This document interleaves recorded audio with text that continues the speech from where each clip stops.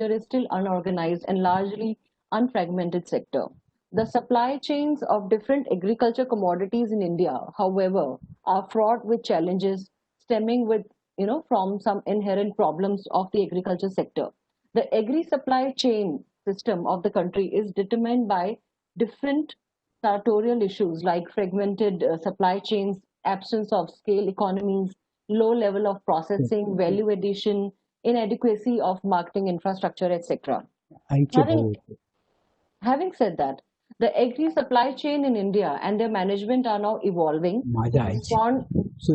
Can I request all the speakers to put themselves on mute?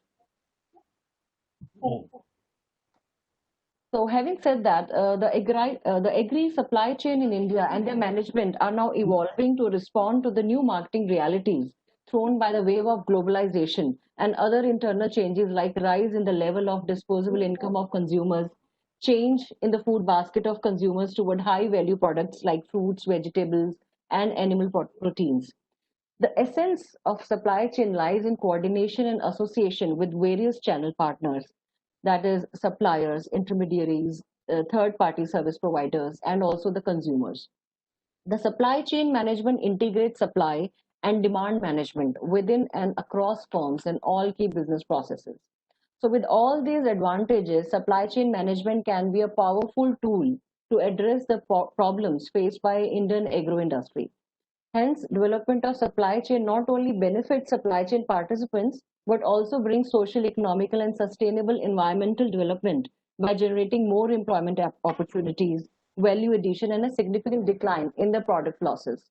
These advantages, when used in agriculture, resolve most of the inherent problems. So, therefore, to discuss more about its importance, practices, and critical success factors, role of cold storage and government, and provide information on financial need and support this Yes, Dr. Mai, welcome back. Support this informative webinar has been designed. So before we get started, just a little announcement. So I have already posted it on the groups that e-certificates are available for this program.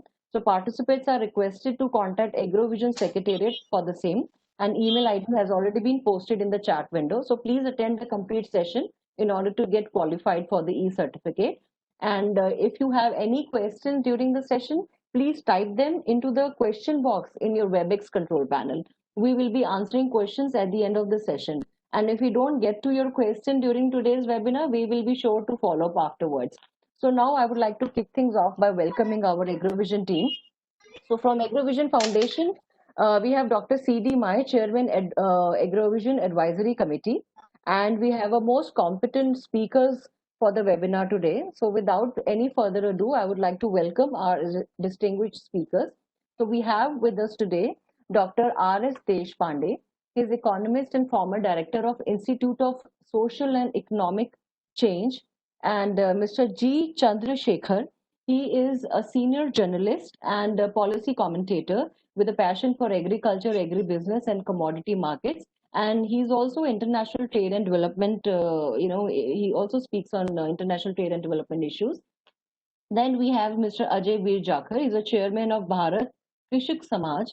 Mr. Devendra Gupta. He is a co-founder and CEO of Ecozen Solutions Private Limited. And Mr. Angsuman Siddhanta. He represents National Center for Cold Chain Development. He's manager HRD and training. And I'm not sure about Mr. B. Ganeshan. Like I said in the beginning, his mother is a little unwell. So he might not join. So he is the managing director of AFC India Private Limited. So now I think, Dr. Mai, you are connected with us again. Dr. Mai, can you hear me?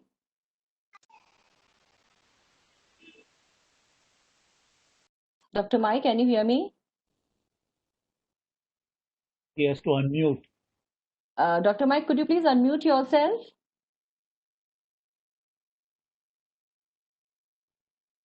Okay, never mind. So I now, request Mr. G. Chandrasekhar ji. Sir, I would like to open this floor with you. Sir, as you know, a study was once, conducted by CIFET and also according to UNDP. They have reported that the production of food in India is high along with its wastage, and up to 67 million tons, or you can say 40% of food is wasted every year in India. This huge wastage is equal to the national output of Britain and enough to feed any large state of India for the whole year. So can you highlight the present scenario of Indian agriculture industry in terms of supply chain related issues of this industry? Yes, our production is going up, and it has been going up over the last several years, whether it is the cereals like rice, wheat, or pulses, or oil seeds, of course, have been growing at a much slower pace, but fruits and vegetables, milk production, all this has been expanding rapidly. But as you rightly pointed out, there are two things. One is on farm losses because of very poor or inefficient storage and supply chain mechanisms. And also there are food losses, food wastages. Food losses happen on farm and during handling. Food wastage happens in the hand of the consumers. So we are not talking about food wastage at this point of time. Let us discuss food losses, both pre-harvest losses and post-harvest losses. Yes, I think there's a huge amount of, it's a big challenge to reduce these losses. There are some estimates that suggest that our cereal output, actually we lose close to 10% of our cereal output because of poor handling, particularly poor post-harvest handling in terms of storage, etc. You'll also be surprised that there's an extraordinary amount of rat menace across the country. Rats eat away on-field crops and also, of course, storage, the commodities that are stored. Therefore, one, we need to reduce these losses. We need to reduce this waste losses, and therefore we need to invest. And that's precisely why I guess after so many decades, as part of the package, the government has announced a 1 lakh crore rupee agri post-harvest marketing infrastructure budget. This for 1 lakh crore will be spent over the next 4 years, and we will obviously be building more warehouses, more silos, more cold chains, etc., more grading, primary grading and sorting facilities. But here, I believe, and I'm convinced, in fact, that both the center and the state governments will have to work in tandem. This money is available. This money needs to be well spent. We need to identify appropriate locations where these infrastructure projects have to be built, and that's where the central government and the state government will have to work together.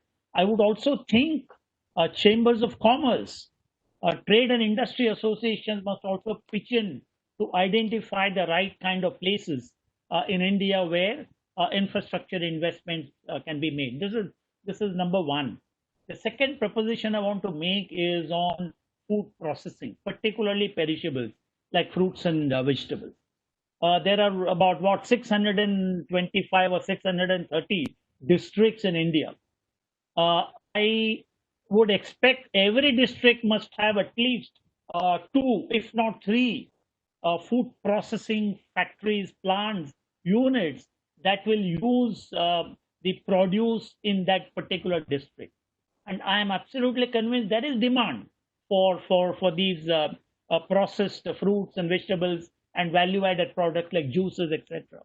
And therefore, I think with more investment needs to flow into food processing in each one of the districts in this country. I remember probably 30 years ago, Dr. Mai, I'm sure will remember, there was a policy saying we have to identify no industry districts, where the government of India then 30 years ago identified districts with no industry at all and then started to offer incentives to attract investment in industries. I think we now need to identify no food processing industry. Which are the districts where there is no food processing industry? Start investing there, plus also make additional investment in districts which have a strong production base for a variety of horticulture products in particular, because they are highly perishable. Your cereals, rice, wheat, and pulses, and coarse grains, and cotton and oil seeds, they have a fairly long shelf life, whereas the perishables are perishable. And therefore, I think it's for us to take this idea forward through investment. The third one I want to say is uh, I can of course talk about the trends that I expect after this pandemic. Obviously, the pandemic is not forever. It's a matter of a few more months, I guess. We will hopefully let's pray that it goes away faster than we are able to imagine now. There will be certain mega trends in my opinion, globally and certainly in our own country, in terms of food supply chain management. I would think, sorry, I would think the government of India must give to food system the same level of importance that it gives to the national defense system.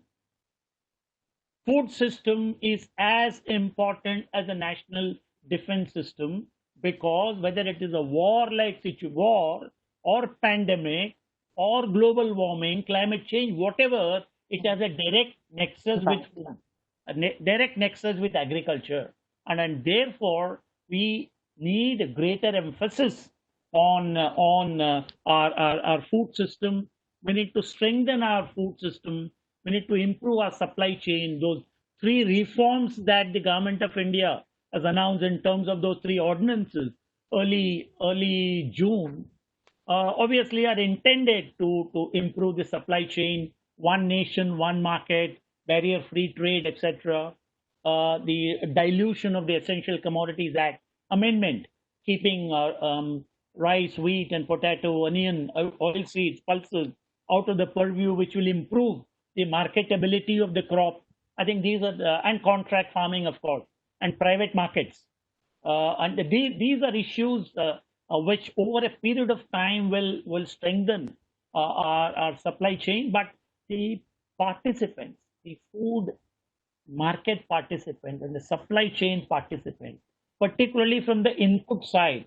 The supply chain management is not just output supply chain management, also the input supply chain management. I think there is, in my view, a great opportunity to strengthen our input delivery system and also our output marketing system.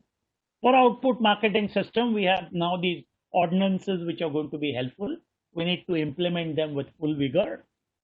In which case, over the next 3, 4, 5 years, the supply chain will improve. But for this to happen, we also need to adopt technology. I'm seeing increasingly digitization, automation, use of blockchain, for example, particularly in import and export trade, and increasingly, I would think, and I will definitely find what I call healthification of the food market. There will be greater demand by the consumers for health food, and they will also consumers will adopt healthy lifestyle, and therefore that, with technology infusion in the supply chain, and with demand moving slowly away towards health foods and healthy lifestyle, I think there will be a definite positive transformation in the supply chain. We are ready for it. The market, I'm sure, wants it. There will be a certain compulsion to actually do this, bring about this kind of transformation. I think I will stop here. If there are more questions, we'll take it forward. Yeah. Wonderful. Thank you very much, sir, for sharing your views. And I totally, agree with you. And many researchers have also established in the past that the key to success of many supply chain is a smart use of information. And they have also established that information technology has the potential to link farmers and consumers directly. So thank you very much, sir, for sharing your views. Now, Dr. Deshpande, since you have worked with Institute of Social and Economic Changes, and then you must have also dealt with some small and marginal farmers. So I just wanted to know from you that what is the importance of agri supply management in Indian agriculture, especially for small and marginal farmers? Wonderful. Thank you. Are you Yes. Yes, sir, we can hear you. able to hear me? Very wonderful. Yes, sir. Please go When ahead. we talk about, and it was a really illuminating start by Dr. Chandrasekhar. It was the Yes. opening wicket was wonderful, and he has posed quite a few issues. Thank you. Of course, Thank you. for my affection to me or sparing the small and marginal farmers for me, I recollect long back when I was almost 23, 24 years old. I had taken up a project along with my supervisor, marketable and in at that time we located that the time series of the market table as well as the market surplus is going down, and largely the market surplus behaves differently than marketable surplus. Marketable surplus goes down, but marketed surplus increases for the reason that there are a large number of market intermediaries who garner together the entire marketable surplus, a small amount from the small and marginal. Over years, we were very sure that the density of the small and marginal farmers with very tiny marketable surplus and sometimes nil, almost 80% of our farming community is small and marginal farmers, and therefore expecting a huge marketable surplus from a small and marginal farmer is not a right kind of assumption. But then also consider marketable surplus is also not right. This has to be garnered together and marketed, and that is what was happening in the traditional marketing system. There are 7 stages on which I'll speak. The first thing is that how one goes about collecting and improving the quantum of marketable surplus marketed. The farmer producers organization is one kind of thing for that, but then in India we have an example. At the moment we try to formalize an institution, there are political issues which change the institutions or which break the institution. Therefore, it is essential that the institutions emerge out of the farmer producers.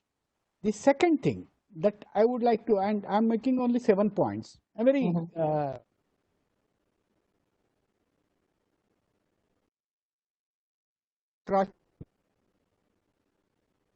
put it very rightly, the wastages, and Vibha, you have % wastage for a fraction of a second. I was a little taken back, but then I immediately calculated in my mind, because way back I worked a huge research project on seed, feed and wastages in the country, especially at the before the harvest season, before the harvesting. What has been the or up to the harvesting, and we found that it was almost 15% seed, feed and wastage before it goes to market. Then the logistics of market, and we worked another thing on the horticultural crops, and it was whooping 30%. In fact, the grapes which travel from Bijapur in say 10 metric tons of grapes travel from Bijapur to Bangalore airport, it's only 7 grapes are wasted on the way. So what you said, 40% is an aggregation of all these stages. Apart from that, in the state sector, when we store the grains, even today, the Food Corporation of India has a method of storing. The first come goes last. The first come, the gunny bag which is procured in the beginning of the season is at the bottom of the bags, which are thousands on the top of it. And when it is getting distributed, the top layer is distributed first, and the bottom layer, if unfortunately if it rains, or if there is a water, if there is a flood or anything, the bottom layers, at least 2-3 layers, get totally spoiled. And years together we have been doing this. Years together this is happening. Dr. Chandrasekhar mentioned silos long back, and Dr. Mai may recollect when he was at the helm of affairs, there was a proposal of getting silos in place of the present storage system in Food Corporation of India. The cost of this transfer of technology from piling the gunny bags to the silos would not be very great as far as India's budget is concerned. But it was not done for reasons unknown to us. It was not done, but I remember Dr. Mai was there, and this was discussed very strongly at the central level that we need to shift the Food Corporation of India storage methodology. The third point which I want to make is there are quite a few success stories, and wonderful success stories across the country. And always we try to emulate the success stories anywhere, whether it is Raleigh Sindhi or it's Reliance Fresh. We try to emulate the success stories. But remember that there is always a cloning possible in medical sciences, because in medical sciences there are controls, and these controls can be effected externally. In social sciences, cloning is impossible. One Deshpande is totally different than other Deshpande. One can be a total different personality, differently talking than the other person. And therefore, even though there are a large number of success stories, the replication of the success stories is something which has to be in situ cultivation or culture of the success story in situ with the given conditions in that region. And therefore, these success stories can be documented. The basic factors which make the success stories effective in supply chain management need to be addressed to. The next point that I'm making is the role of the government, role of the state. The state has been sincerely trying, irrespective of the government, sincerely trying to improve the marketing system and the supply chain management. It had become difficult. I remember that after the Guru Committee, the marketing reforms, all the state governments were given model APMC Act to be revised. Karnataka, where I stay, was the last state to revise or to accept by the cabinet. And this was somewhere between 2005-6, or maybe a little later.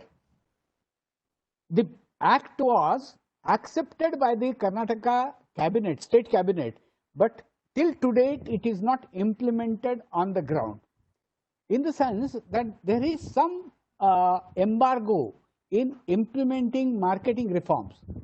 I tried to look into it. What is this embargo in implementing the marketing reforms which hinders the supply chain?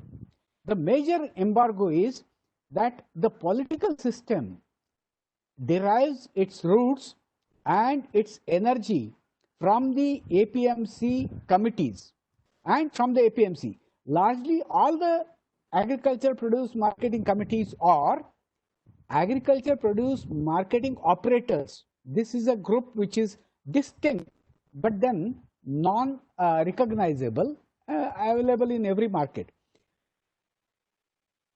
With the policy, it is therefore becomes difficult to implement the entire state government's proposals.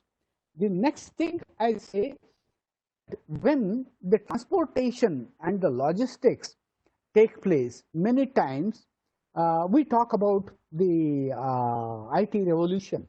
We talk about that we can sell our products. We buy on OLX, we buy on big market, Reliance market. This one, my daughter orders from home anything that she requires. But then for the farmer, it is only recently, and that's what I understand, I have not studied, only recently that the farmer is able to sell from the place where he or she stays to the market, which is quite a distance, and the commodities picked up. This was earlier happening, but earlier the marketing commission used to be huge, and market margins. And I have always been critical of what is in economics we call market integration. This is something which is a ghost. Market integration is very difficult in an institutional economy like India. For example, I take it that if onions in Mandya, which is about 1.5 hours from Bangalore, are selling at 5 rupees or 7 rupees per kg, in Bangalore, it is being sold at 20 rupees, 25 rupees per kilo. If getting onion from Mandya to Bangalore, if I car, I can get about 20 kgs and get petrol charges. Therefore, market integration within 1 hour's journey is very difficult. I was working on onion, and from Azadpur market to Lasalgaon market to Hubli market to Yeshwanthpur market to Indore market, all these I have seen. The marketing imperfections are so strong that unless we establish an hands-free logistics, hands-free logistics for the transfer of goods and transfer of money to the producer, the supply chain cannot be managed properly.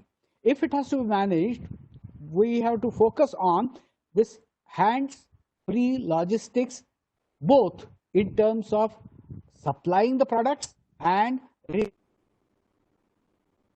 same thing is true as far as, and again, I'm grateful to Vibha. You have started with Dr. Chandrasekhar, a person who knows everything, and he has almost in that short time he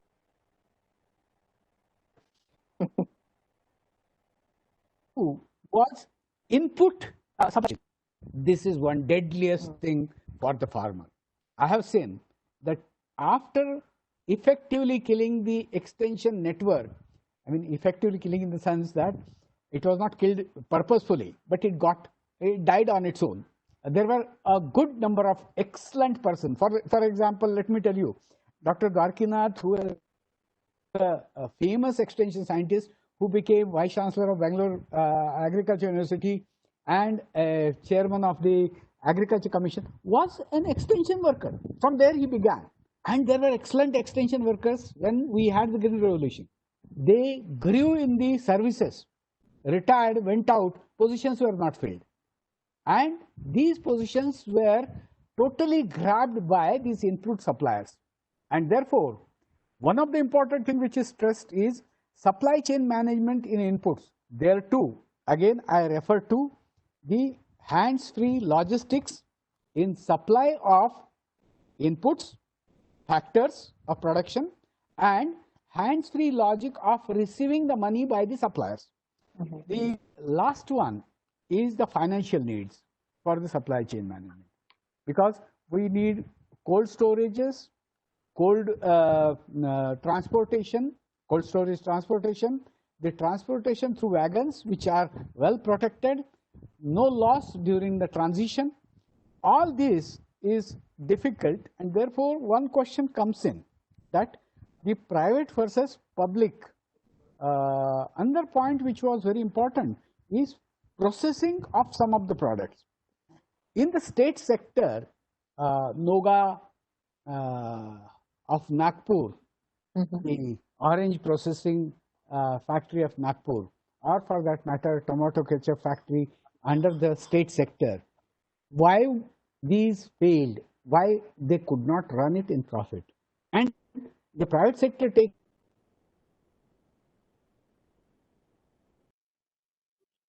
trade.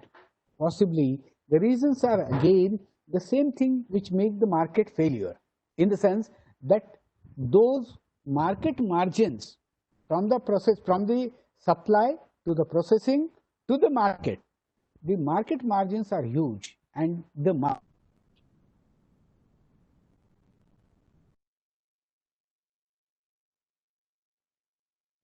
we have to sincerely think it should be better to allow private sector own stake in the entire thing, and the state sector should only stand in the wings in order to support the entire processing thing. The last one is farm producers growth. Farm is a very important factor nowadays, and this important factor is to be utilized when we think of enhancing the supply chain management. It is these farmers, and I was on the field work for in Kolar and Anandpur district. In Kolar and Anandpur district, there are two different products, and farmers manage their own supply chain very effectively. They have a truck of their own. They have the transportation facilities from the field to the truck, to the central place, to the village place, and from the truck to the Bangalore market. Now, all that is very finely managed. But when it reaches Bangalore market, the market margins are anything between 30 to 35%. Now, there exactly has to be tapped.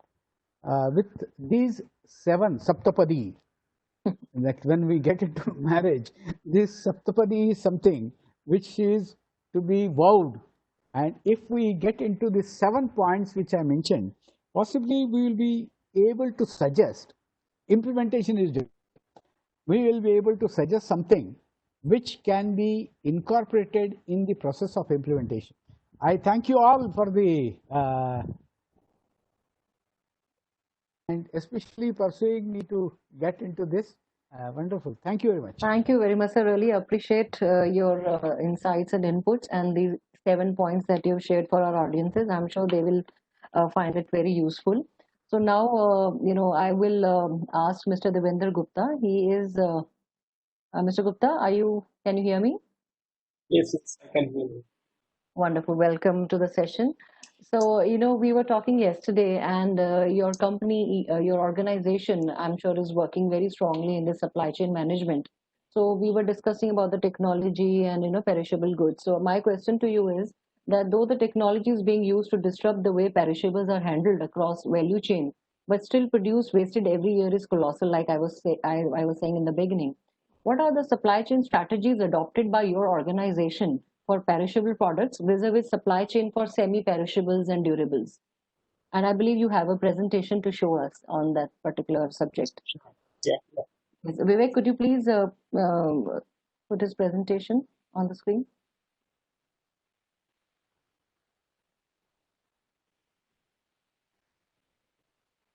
So, very good afternoon, everyone. I think I would like to thank Agri-SCM, all of you for inviting us over to share our journey with you all.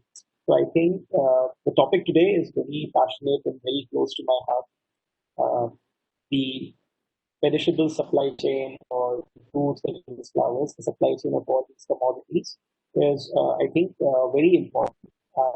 When we talk about, the large amount of losses happening, and also a bit of wastage as well, because not all the losses really happen on the farm. The losses happen between the supply chain, the science starts happening, and then finally the wastage happens at the consumer level as well.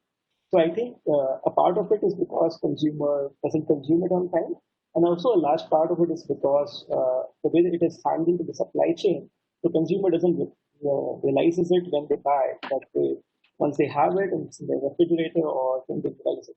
So I see that when we look at more perishable commodities, like for example, it could be cherry, it could be lychee, it could be strawberry, it could be grapes, it could be a bit of pomegranate, and so on. These commodities require a very specific kind of implementation. If you look across the country or many of the developing countries, we will see the supply chain is quite well developed for potato, for onion. Also, a bit of it has been developed very well for apples, a bit for pears, and now we're trying to do a bit more for kiwi. Okay. We also saw that the grape supply chain was developed around exports, when a lot of coolers were set up around Nasik Bell.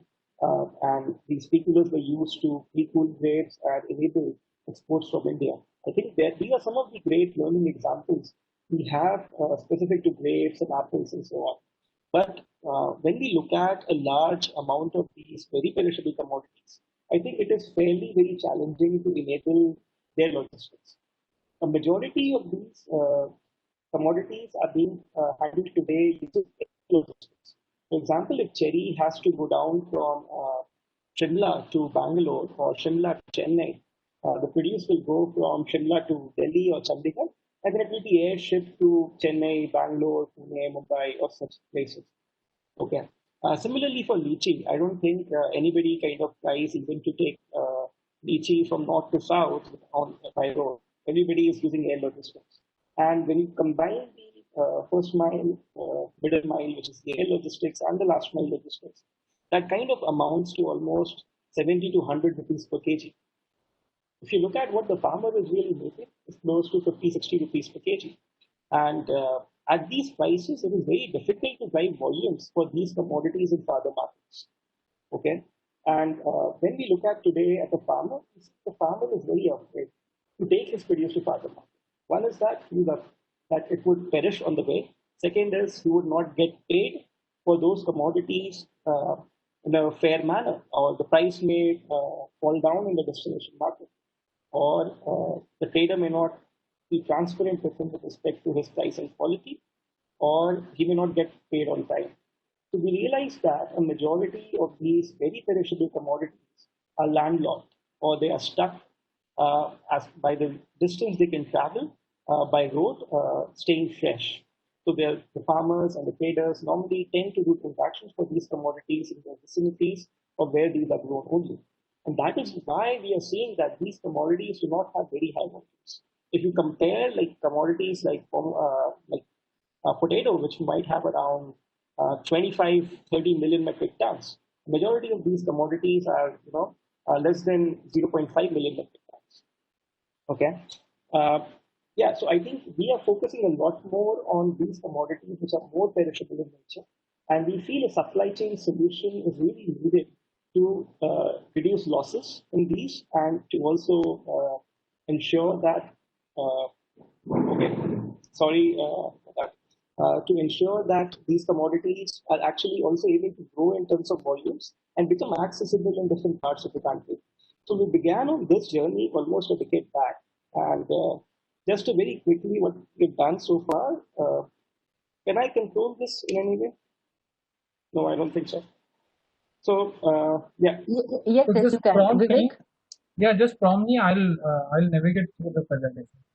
Okay, can you move to the next one? Can you move to the next slide? Yeah, so we as a company started working with farmers to help them with irrigation, and then we moved on to help them manage their produce. We built a cooling solution, which is a solar-powered cold room, which is deployed on the farm to keep the commodities fresh. And now we are also helping these farmers connect to the markets, like helping a lychee farmer from Patna or Samastipur selling his lychee to, say, Reliance Fresh in Bangalore. So we have been able to facilitate a lot of these transactions a lot more post-COVID. Can you move to the next one? Yeah, I think next one. Next. Next.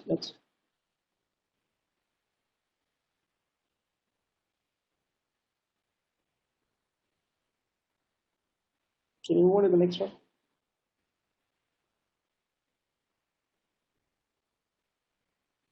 I think all of this has been already covered by the previous speakers. So I will just halt over here. Yeah, just a slide back, sir. The solution, what we realized is that India has a very decentralized farming or intensive farming.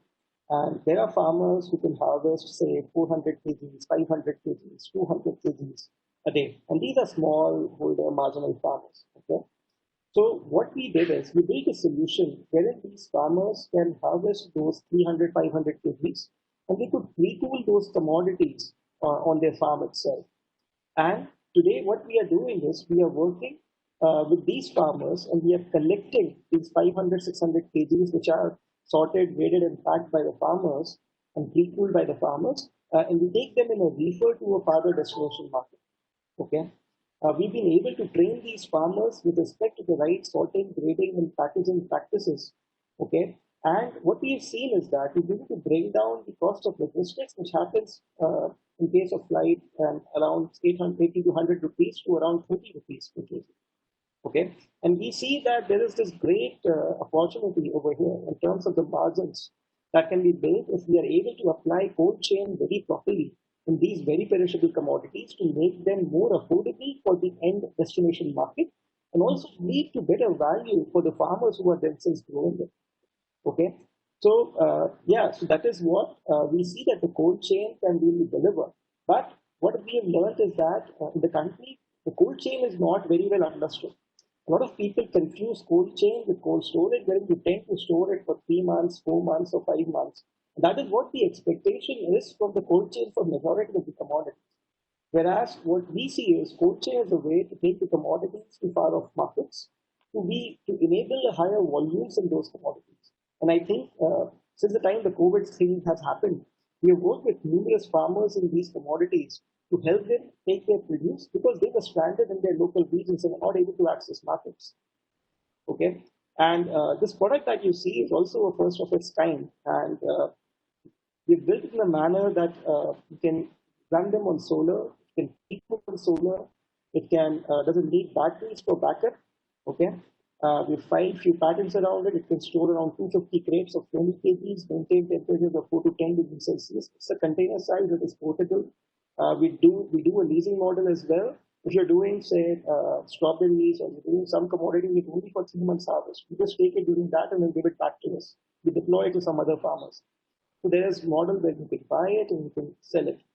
Okay. Can you move on to the next one? The system comes with an inbuilt app so that you can set everything and it guides the farmer with respect to the quality conditions, with respect to the harvest conditions. The farmer enters what commodity, what quantity he has, what price he wants to sell it at. There's a farmer app which comes along with the whole suite, which enables the farmer with respect to market linkages. Move on to the next. There's a new product that we have launched. I think if anybody is interested, they can connect it. Can you move on to next? So what we realized, another thing is that a lot of this hardware at times fails on the ground. So one of the reasons why infrastructure created by the government is not really delivering this. One is that people don't know how to use it, how well to use cold chain. Another aspect is that infrastructure at times doesn't really function the way it is expected to, or there are issues of voltage or something else. We built the IoT suite so that we can monitor the health of the system as to how it is doing with respect to these commodities in real time. So we get data of around 50 parameters on a minute-on-minute basis, no matter where the machine is across the world. And we're able to ensure that it is running with the great health and the commodity stays safe, reliable. Next. So yeah, this is a unit deployed in Kanpur Flower Mandi. As I mentioned, we sell, we lease, and mandis, etc. also have done community models in the past. Next. So this is a model I was talking about, wherein we lease it to different farmers during different times of the year, we pre-cool it. So for example, we tell the farmer, you got to pay 25,000 rupees of lease rental to us, okay, and we give you an assurance that we will pick up 2,500 kg of commodity of this specification from you, okay, if you're able to provide us that specification. And we help him connect to the farm, sell his commodities to the farther markets, wherein he benefits even more in terms of the upside he gets on those commodities. So this is the overall model. We give them access to cold chain, we give them access to market linkage, we give them assurance in terms of minimum price they will make, we give them assurance in terms of the upside that they will get. Next. This is the market linkage platform I was talking about. Next. Next. Next.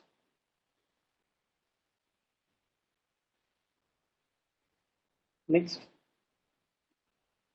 So this is the quality app which is given to the farmer, wherein the farmer will be shown, you can see the pictures that this is not the kind of lychee that you got to put. And the farmer very quickly fills up these details. We are trying to train the farmers to do this better. So we are looking to work with more FPOs, more village level entrepreneurs, more quality managers, agri young graduates who can actually train farmers around these activities. Okay, I feel a lot of support is also needed from the government to help in training of these farmers in terms of extension services around these sorting, packaging, grading aspects. Okay, we believe that with our efforts, hello, Yes. am I audible? Yes, please. Okay. We have seen that with our limited efforts, we have been able to train a bunch of farmers to do these things really well and access farther markets.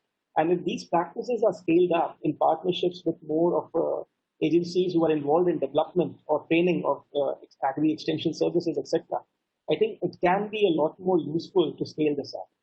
Also, another thing which we have learned is that we at times do need proper data in terms of arrivals and in terms of prices. And the platforms that are there across different mandis are not giving the right data.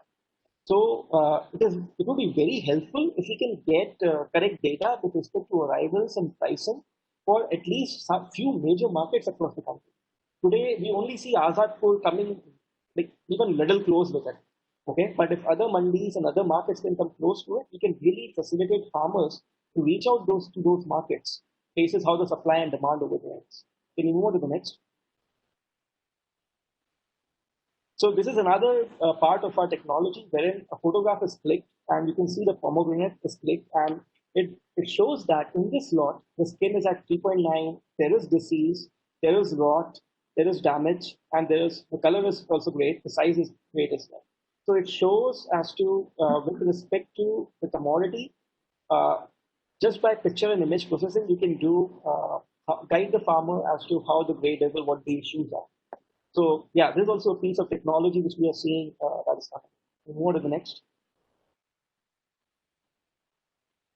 Next.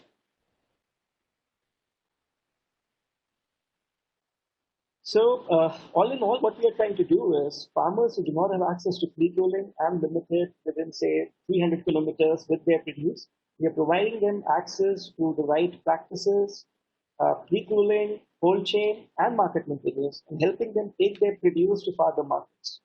And this helps them increase their reach and their market demand goes up. And that will enable them to produce more volumes or get more value for the volumes they are already producing. So that is what the model is. And this needs to be developed very well for the source to a destination for a commodity. So say if you're doing lychee from Patna to Delhi, I think it's much simpler. If you're doing lychee from Patna to Pune, the approach will be very different. If you're doing lychee from Patna to Bangalore, the approach will be a lot more different. Okay, so we see that this gap is there in the market today, and so is the access of cold chain as well. And because of these multiple problems, it is not really picking up. And we are trying as a company to be really passionate about this, and we are trying to really make this happen and change this on the ground level and facilitate the farmers to really earn more for their perishable produce. That is what mission we are really on. Next. Yeah. There's a small success story of a chrysanthemum farmer who took our unit on leasing in Ahmednagar. He kept his produce during Ganesh Chaturthi and Durga Puja period. He was able to sell his produce worth 25 rupees per kg in the local market for 200 rupees per kg in the Hyderabad market. He was also able to send to Goa, to Ahmedabad, and his losses were minimal. In a period of 3 months, he paid us a lease rental of 75,000 rupees, plus a little bit of fee for market linkages to these markets. He was able to earn around 5 lakh rupees. This is a windfall return, okay? But an average flower farmer can end up making 2 to 2.5 lakh rupees more than his local income if he works in this model. A vegetable farmer might end up making 1 lakh to 1.5 lakh more. A fruit farmer may end up making around 1.5 lakh to 2 lakh more if he's able to work properly in this cold chain, this farther market linkage model. Next. Yeah, so we're trying to help them to reach the right market at the right time, reduce losses and wastages by getting access to further markets. Next. Next. So yeah, during COVID, a lot of farmers were stranded with their commodities. We went around enabling, providing them cold storages on lease, enabling market linkages across different parts of the country so far. Next. Next. Next. So this is a picture of cherries that you can see. There are three samples. The T1 sample is without any cold chain. T2 is with only pre-cooling on the farm, and T3 is with pre-cooling and refrigerated transport. You can see the difference between the three samples. The third one is really glossy as it is expected to, and it fetches a lot more value and very less rejections on the destination. So we've done multiple such studies, experiments, and transactions to validate as to how the cold chain should be done for various of these commodities. Like we were able to, we were probably the first ones in the country to demonstrate how to transport lychee at 4 degrees Celsius in a successful manner. In the majority of the other cases, people have done it at 16 degrees Celsius. We were able to do it at 4 degrees Celsius to Bangalore. So why the cold chain was not happening is because people are not able to figure out how to do it successfully at 4 degrees Celsius. Because when they tried doing it, they realized that their moisture loss happened and the lychee bound up and it was rejected. So it is very important to understand the right kind of packaging practices in tandem with cold chain to really deliver value of logistics optimization through cold chain logistics. Otherwise, people resort to people just end up spending 100 rupees a kg for air logistics, and they save time. I don't have to worry about picking this way. So I feel this particular knowledge and this particular approach in terms of cold chain is very important for our country to enable farther markets, not just in domestic but also in exports. Even in exports today, we just look at doing air logistics for majority of commodities and paying high cost for that. If we are able to enable sea logistics for a majority of these commodities, our country's commodities will become very attractive or very economical in the majority of countries. And it could also help us boost our exports significantly. Next. Next. I think this is something we've done for strawberry. We've done it for multiple commodities. Next. Next. So yeah, these are some things we have already done. We are currently working on custard apples, and we are also planning to work on coriander very shortly.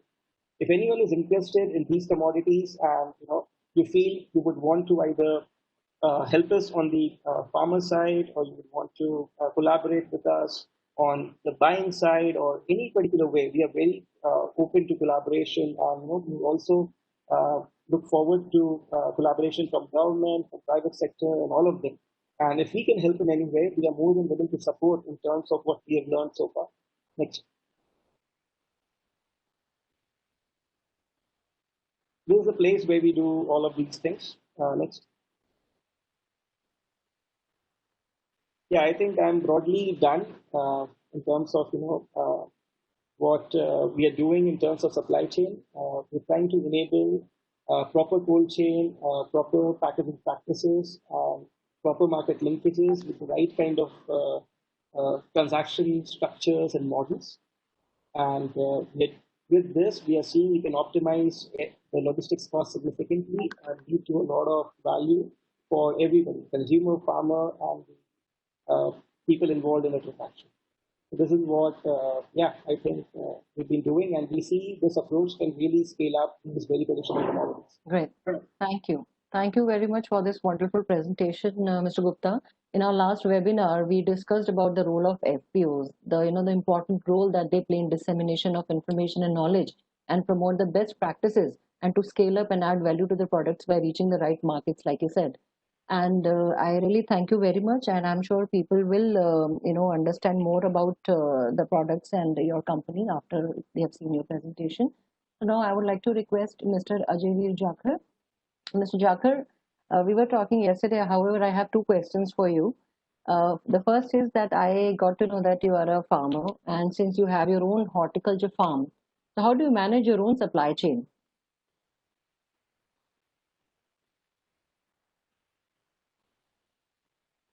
Mr. Jakhar, can you hear me? You need to unmute yourself.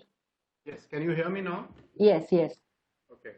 So what is your experience? Yeah, welcome. So thank you for this opportunity. I'll take a few minutes and I'll try and play the devil's advocate to what's been said till now. And I'll try and put forward some apprehensions that I have with this food supply management system that's being propagated as a success story and on which India's future.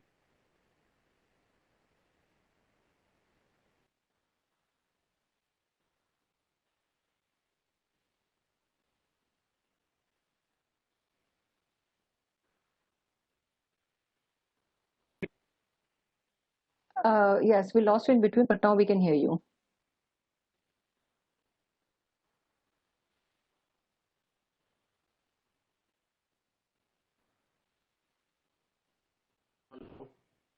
Hello.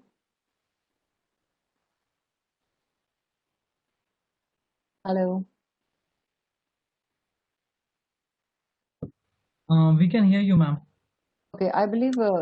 Can you hear Mr. Jakar? I can't hear him. No, even I can't hear him. So it seems he has a low bandwidth. Yeah. I think it's good if he turns off his video. Hear me now. Mr. Jakar, can you hear us? I feel he should off his video so that the bandwidth will get adjusted.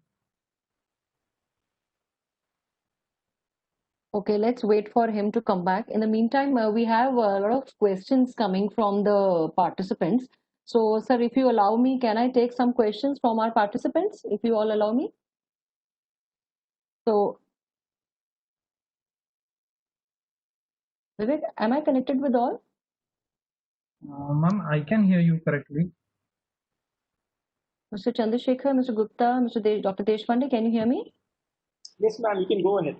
Okay, wonderful. So I'll take the first question Yes, from Mr. Vibha, go ahead. Okay, Go sir. ahead. Anil Hotekar. Sir, Mr. Anil Hotekar has posted a few questions. Mr. Hotekar, can you hear me?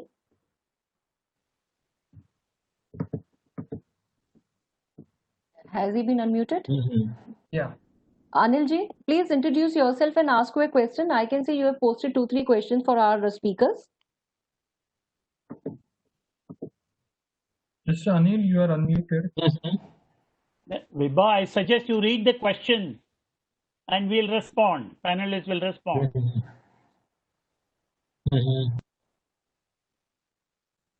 Hello. Vibha, I suggest you read the questions, panelists will respond. Sure.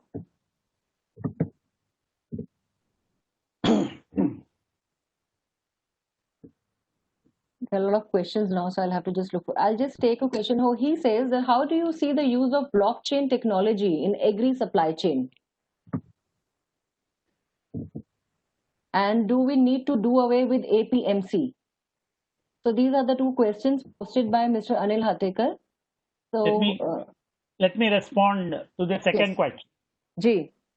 Those of you who read the Hindu Business Line must have seen my article I wrote 2 or 3 weeks ago on APMC market. We cannot wish away APMC market. There are people writing APMC is obituary. Sorry. My very strong sense is what's likely to happen. APMCs are now going to face a challenge, a healthy competition from private markets.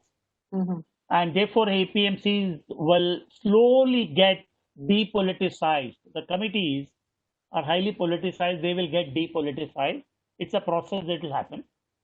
I will not be surprised if some of the APMCs, which are not doing well financially, may be privatized. In fact, the state government should even think of privatizing some of them and depoliticizing all of them, because APMC markets have a track record. They have facilities, they have infrastructure, they have systems in place, but these systems are not efficient. Therefore, we need to build efficiency into this system.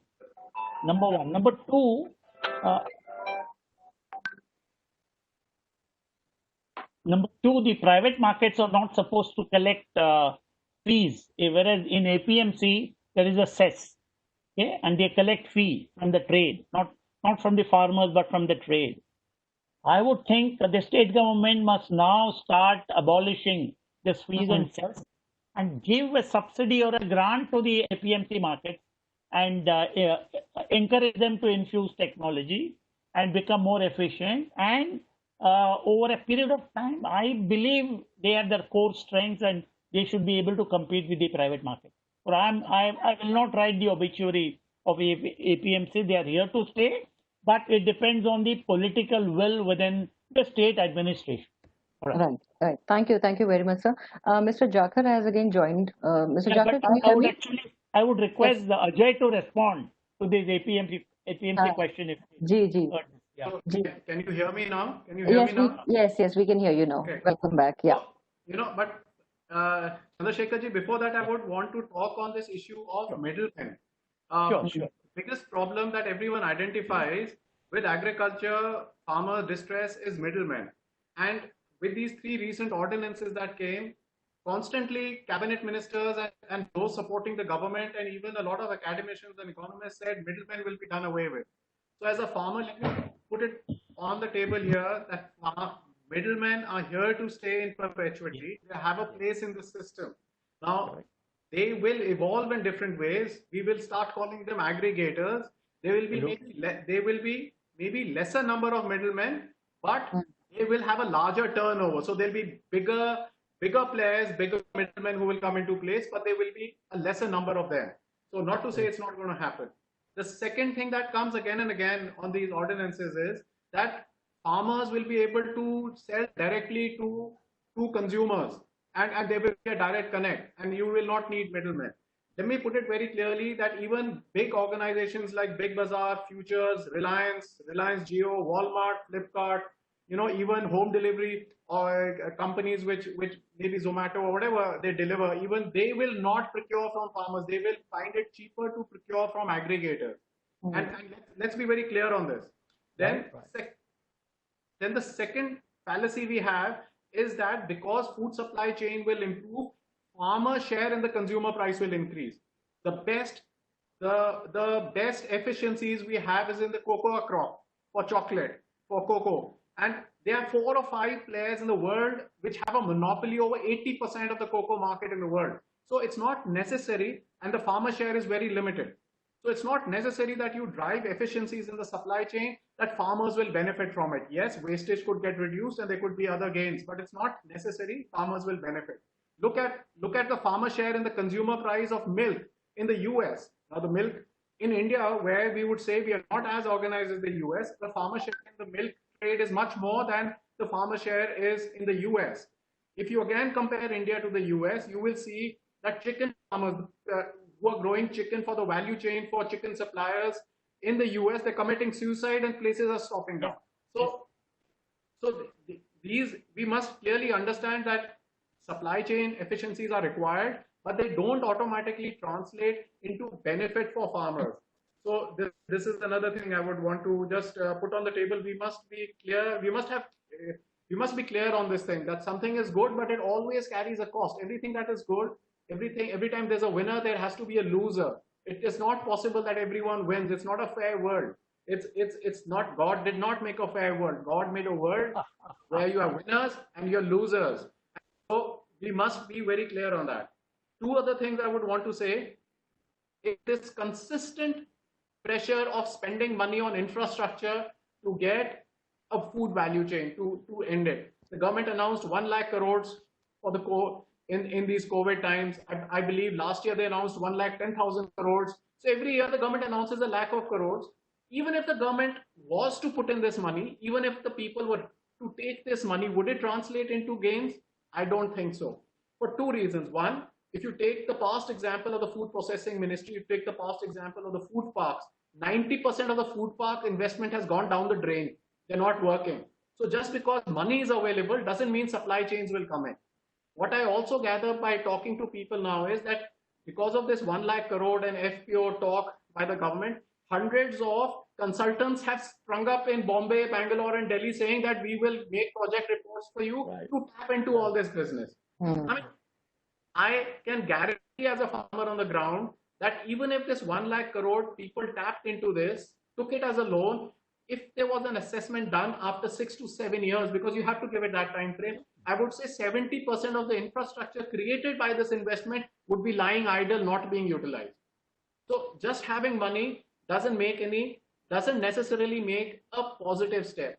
And the problem is that the government listens to business associations, to industry associations, and industry associations design subsidy and support programs to get cash in the hand. For example, I grow citrus, and this is an example I give everywhere. We have a food park in our district on the border with Pakistan. Now, they don't buy my citrus. They buy fruit concentrate from the US. They get it to my district, and they convert it back into liquid juice, and it competes with my citrus. So why should the government be subsidizing an industry which creates competition for local produce? I mean, it's ridiculous, this food park subsidy. They should have given subsidy as a farmer, I would say, give subsidy when or based on the turnover of what you process in India, rather than on creating infrastructure. So I'm saying the designing of the policy, you don't get farmers into play, it's not going to happen. Dr. Mahi Saab is here, and this is another favorite theme of mine as a farmer, is that if you don't have processable varieties, what are you going to process? I grow quinoa, my grandfather grew quinoa, and in 1960 or something, it's been 60 years since we've been growing quinoa. Now, it's not a processable variety. Now, if you do not have processable varieties, what are you going to process? And Chandrasekhar ji, I should tell you this incident. Many years ago, this is around 6-7 years ago, the secretary to the food processing ministry called me to his office and he says, Mr. Jakar, you're always criticizing us. What is, and he got other secretaries and senior officers to come and sit with me. So, I mean, this was surprising. I thought he just called me for a chit chat for a cup of coffee, but all of a sudden this question was posed into me.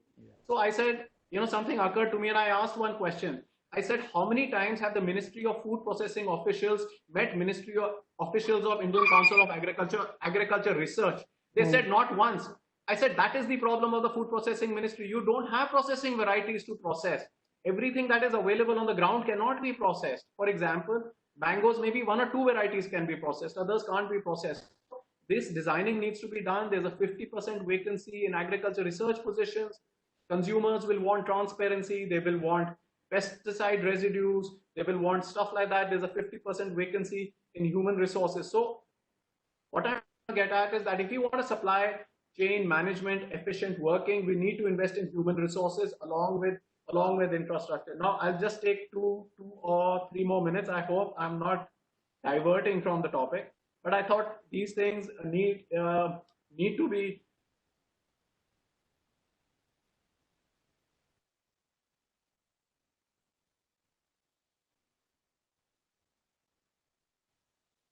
Oh, okay. Again, I think we've lost him. We lost him. Yeah, yeah. So, I'm so sure it's not possible. we lost him. Okay, so I'll now take the next question. The next question is from Dr. Sudhir Singh Bhaduria. So, Mr. Bhaduria, you've asked that you work for Rajmata Vijay Raje Scindia Krishi Vishwavidyalaya, Gwalior, and you shall be requiring help from all of us in developing FPOs, startups through your agri-business incubator. Well, of course, you can write to us and we can come back to you, Mr. Dr. Bhaduria. I think, Mr. Jakar, can you hear me now? I can see your face. I can. Okay, please I don't know continue. where I got cut off, but Okay, you were talking so I about don't your know when I meeting got with, cut off. So you I'll were just talking about your meeting with food processing officers. Okay, that was long ago. So Yeah. anyway, back to that. So I'm saying, I only asked them this question that if you ever met officials of the Indian Council of Agriculture Research, they never Is it possible for you to sit somewhere else so that you can get better connection? Because your voice is not at all audible. Can you just sit somewhere else so that we can hear you properly? I'll switch my camera in just 2 minutes.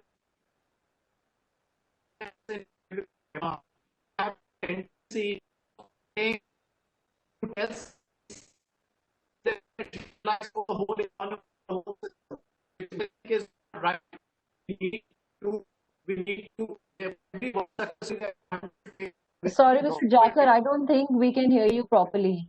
I don't think we can hear you properly. There is a lot of breaks. Okay, then we can. Okay. Can you sit somewhere else? Can you try that? So in the meantime, I'll take a question for Mr. Mahesh Kumar Shivhare. If you can unmute him, because people like to speak directly to the speakers also, Mr. Chandrasekhar. That's the reason we give them opportunity to talk to them directly. I have no problem. Vivek, could you please unmute Mr. Mahesh Kumar Shivhare? Unmuting.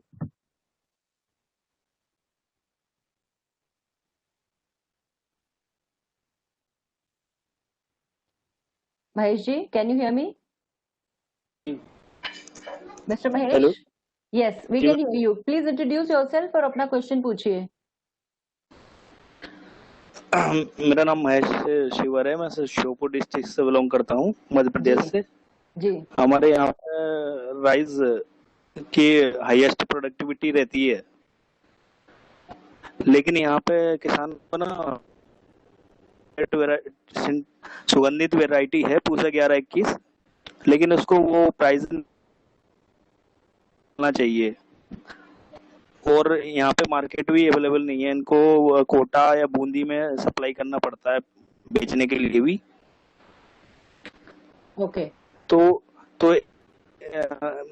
मतलब कौन सी इस supply agriculture जो join करे ऐसी supply, मतलब ये agriculture जो line है उनसे कैसे इन्वॉल्व हो ये किसान यहाँ के कि उनको अच्छी प्राइस मिल सके, ऐसी कौन सी चैन है इसमें एग्रीकल्चर प्रोडक्ट वाला? तो I believe what is asking that how can he initiate this marketing who would like to answer this?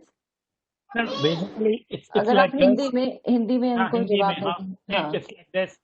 मैं तो नहीं जानता आपका वैरायटी या क्वालिटी स्पेसिफिकेशंस क्या है, तो आपको जरा रिसर्च करना पड़ेगा कि आपका जो वैरायटी है, आपका जो क्वालिटी स्पेसिफिकेशंस है चावल का, वो उसका डिमांड कहाँ है, कौन सा राज्य में है, आंध्र प्रदेश में होगा, तमिलनाडु में होगा, वेस्ट बंगाल में होगा, केरला, वो नहीं पता, तो आपको जरा इसमें रिसर्च करना पड़ेगा। Where is the demand for the quality और the variety that he produces in Madhya Pradesh. Is talking about rice and Vibha, shall I get into?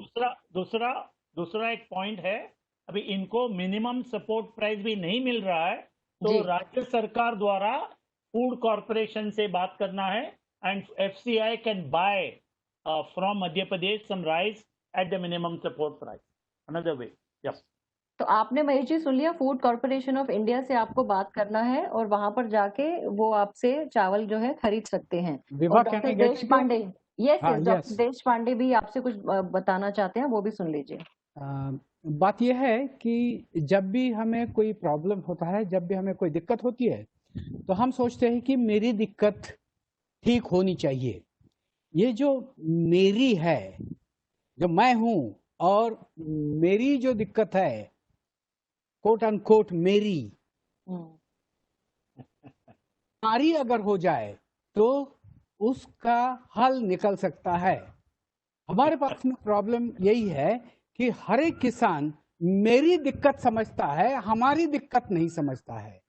अगर हमारी दिक्कत एक हो जाए तो कोई शामत नहीं है कि हमें हमारी कीमत ना मिले। मैं लेट शरद जोशी की बात याद करता हूं कि अगर दो फार्मर मार्केट में जाएंगे और मार्केट में बेचने का प्रयास करेंगे, तो वो जो बोलेंगे वो कीमत उनको नहीं मिलेगी, लेकिन 50 फार्मर अपना धान लेके मार्केट में जाएंगे और वो अगर जो कीमत बोलेंगे वो देनी ही पड़ेगी। ये जो मैं एक कंट्रोवर्शियल इकोनॉमिस्ट हूं, और MSP, और ये तो मैंने नहीं कहा था, पहले first chairman of the CACP, commission on agriculture cost and prices, उस टाइम पे उसको एग्रीकल्चर प्राइसेस कमीशन बोलते थे, दांतवाला, प्रोफेसर दांतवाला ने 1993 में लिखा था। 1991 we adopted free market economy. 1993 Professor Dantwala, after that 96 he died. 93 he writes that now in the changing condition we have to rethink about state intervention in the agricultural markets, which means we have to rethink about the minimum support price entire structure. Now as far as minimum support price is concerned, एक किताब मैंने publish की है, उसके खाली title बताता हूं, the moon in the mirror.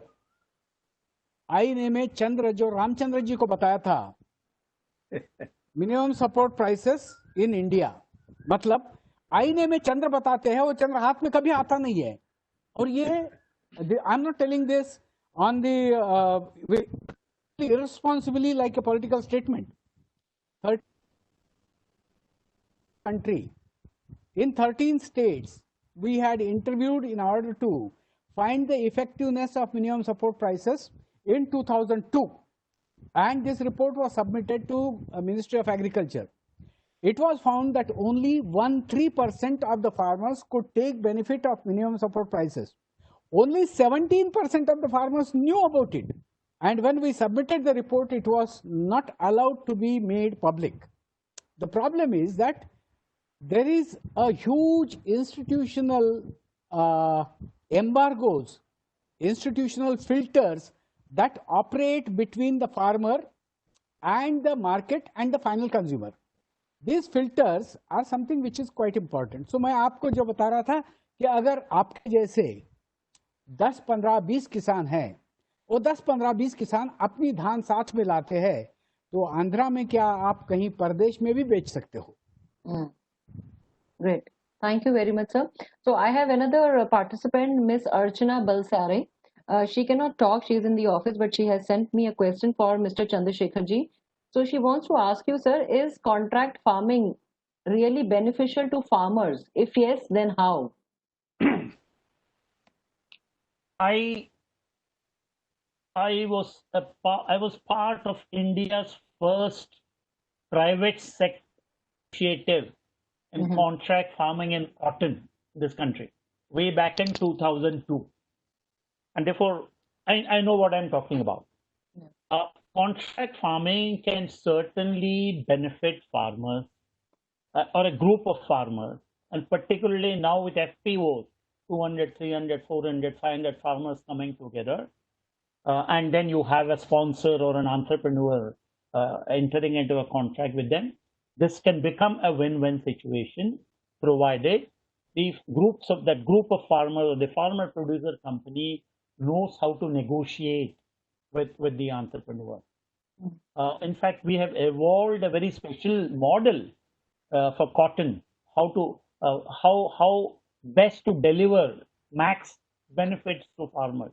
It is possible, but by their very nature, farmers are vulnerable, farmers are weak, and the sponsors or the aggregator or the processing house, the corporate house have enough clout, and therefore farmers need hand holding in terms of in introducing to them contract farming and talking to them, making them understand the nuances of the contract. This is number one. Number two, everybody thinks when you enter into a contract farming that the price is decided in advance, that before planting or at the time of planting, the price of the harvested produce is decided. Not necessarily. It can be decided before planting, during planting, after planting, during the growing stage, even closer to the harvest. So much will depend on the bargaining power of the farmer producer companies, and there are ways of handling this. Right. Thank you very much. Mr. Jakar, are you connected with us? Let me see if I can talk to you. Okay. Yes, so would you like to finish your discussion points? Okay, I think I lost him again. Mr. Jakar, there is some network issue. Vibha? Yes, sir. Vibha? Yes, sir. As far as contract farming is concerned, Ji. Dr. Chandrasekhar has made something quite clear. There is a thing which the Model APMC Act makes contract as a tripartite. State, farmer, and the contractor. The problem is that, and again, I'm quite I'm artistic in giving titles to my books. The earlier book I had told you, Moon in the Mirror, in the sense that when Ramchandra was crying, his father gave for Moon. His father gave a mirror in the hand and was able to see the moon in the mirror. MSP is exactly like that moon. It is there in the farmer's hand, but not in the pocket. Similarly, as far as contract farming is concerned, the other book is the contract farming and tenancy, entangled without tethers. When two persons are taking the dogs for a walk and without tethers, in the sense that dogs are not controlled, their mouths are open, and the two dogs get entangled. That exactly happens when the contract farming is to be taken without precautions and without protection from the state. This is one thing.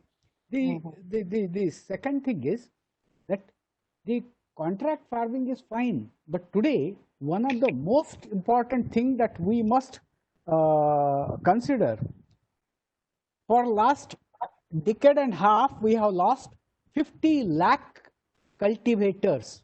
We have lost 50 lakh cultivators. 5 million cultivators are lost, have been down in the total count of cultivators in this country in just 1.5 decades. The question doesn't come up for discussion anywhere. The reason is there are two. Demographic pressure is one, but non-viability and intervention by non-farming community is the major thing. This is something which also hinders our efforts to modernize or to help the farmer to, I think Saab is there.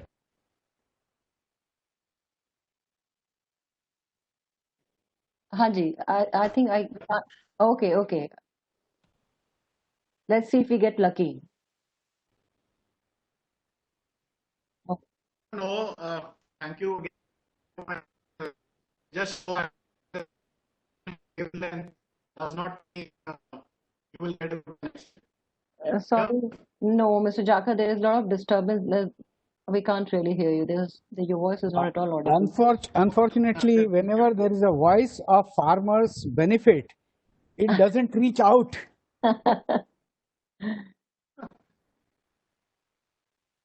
So, sir, actually, yeah, now we can hear you clearly. We heard this properly. Go ahead. All I'm saying is that when policies are made to design them properly,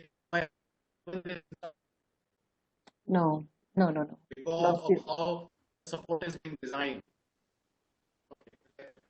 Okay, great. So thank you very much, all of you, for sharing your detailed views and insights and perspective on this particular topic. And I tried to take a lot of questions from the participants, but we do have other questions also. So I would request you all to please share your inputs on the questions. We will be sending these questions to you. And Mr. Jakar, I would request you to please share your inputs on this particular topic on an email with us so that we can include your discussion points, your thought process, and your suggestions in our summary that we'll prepare after the webinar.